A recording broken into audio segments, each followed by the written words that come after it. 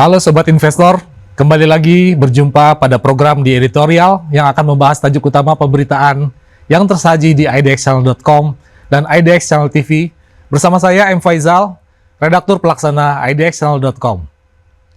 Sobat Investor, pasar modal Indonesia tengah dibalut optimisme tinggi, di mana indeks harga saham gabungan atau IHSG dinilai memiliki peluang besar untuk menembus level psikologis 8.000. Sebuah rekor baru yang akan melampaui capaian tertingginya selama ini. Penguatan serempak di berbagai kelompok saham, sentimen positif dari melemahnya dolar Amerika Serikat, serta aliran dana asing yang kembali deras menjadi bahan bakar utama penguatan ini. Hingga pertengahan sesi perdagangan Rabu 13 Agustus 2025, IHSG telah menguat 1,08% ke level 7.875. Hanya berjarak tipis dari resistance krusial di 7.905. Dalam sebulan terakhir, IHSG juga sudah melonjak 12%, setelah pada 8 April 2025 lalu sempat tertekan hingga 5.882 akibat gejolak perang dagang global.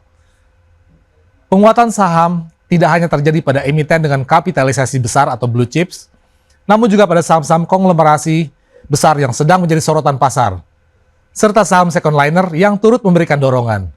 Kombinasi ini menciptakan efek penguatan serentak yang mengokohkan keyakinan bahwa target 8.000 semakin realistis.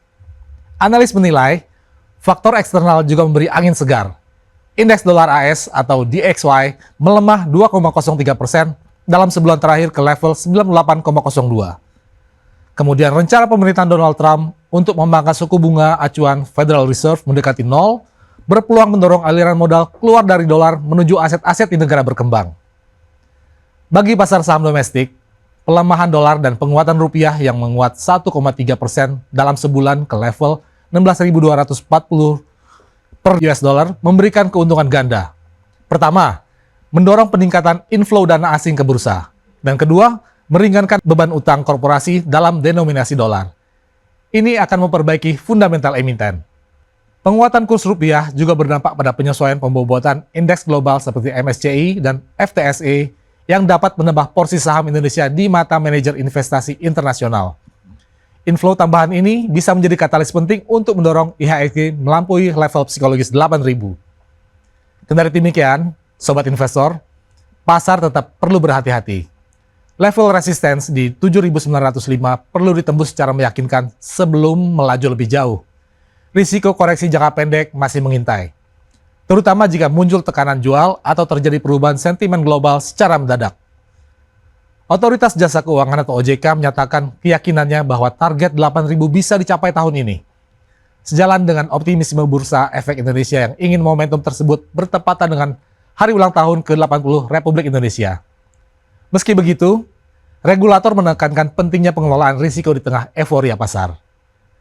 Sepanjang tahun berjalan hingga 8 Agustus 2025, pasar modal Indonesia telah menghimpun dana 144,78 triliun rupiah dari berbagai instrumen. Sebesar 8,49 triliun diantaranya berasal dari IPO 16 emiten baru. Namun data BI menunjukkan total 22 perusahaan telah melantai di bursa pada periode yang sama. Pendanaan juga datang dari efek bersifat utang dan atau sukuk atau EBUS, senilai 132,2 triliun rupiah melalui 116 emisi oleh 65 penerbit. Dengan minat yang tetap solid, meski pasar global dipenuhi ketidakpastian, BI masih memiliki pipeline 5 emisi dari 4 penerbit EBUS yang akan menyusul dalam waktu dekat. Tak hanya perusahaan besar, pembiayaan berbasis masyarakat seperti Securities Crowdfunding atau SCF juga tumbuh pesat. Hingga 31 Juli 2025, terdapat 18 penyelenggara berizin OJK dengan 876 efek dari 534 penerbit, melibatkan 184.504 pemodal dan menghimpun 1,64 triliun rupiah. Dominasi investor retail domestik juga menonjol, yang menyumbang sekitar 44% dari total transaksi saham pada Juni tahun 2025. Dari total 16,998 juta investor, sebanyak 16,948 juta adalah retail domestik. Dengan rata-rata investor aktif harian mencapai 179.000 orang. Ini menunjukkan pasar modal telah menjadi bagian dari strategi pengelolaan keuangan masyarakat luas. Selain faktor teknikal dan sentimen global, Kondisi fundamental perusahaan terbuka di Indonesia juga sedang relatif kuat. Kinerja laporan keuangan kuartal 2 2025 menunjukkan banyak emiten berhasil membukukan pertumbuhan laba double digit, didorong oleh permintaan domestik yang stabil dan harga komoditas yang masih menunjang. Hal ini memberikan dukungan nyata terhadap valuasi saham. Dari perspektif investor asing, Indonesia saat ini masih dipandang menarik di kawasan Asia. Berkat prospek pertumbuhan ekonomi di atas rata-rata regional dan kebijakan fiskal yang terjaga. Kondisi ini menjadi pendorong tambahan bagi arus modal masuk, terutama ke saham-saham yang masuk dalam lini leading sectors seperti perbankan, infrastruktur, dan konsumsi.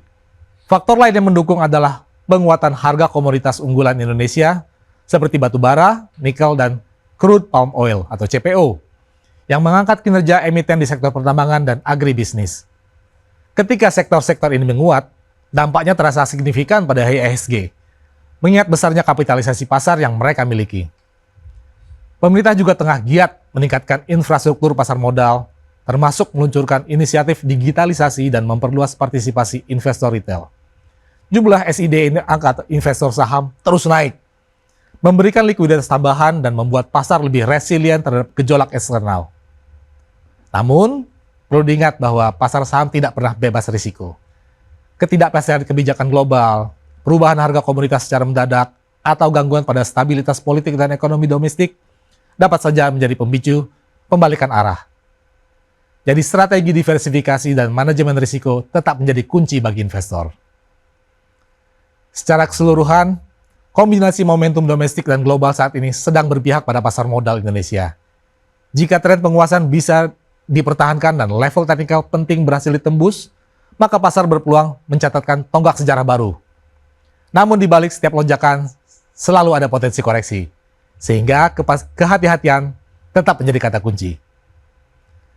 Demikian program di editorial edisi kali ini. Saya M. Faizal, pamit undur diri. Pantau terus berita ekonomi, bisnis, dan pasar modal hanya di IDX Channel TV, idxchannel.com, dan media sosial IDX Channel.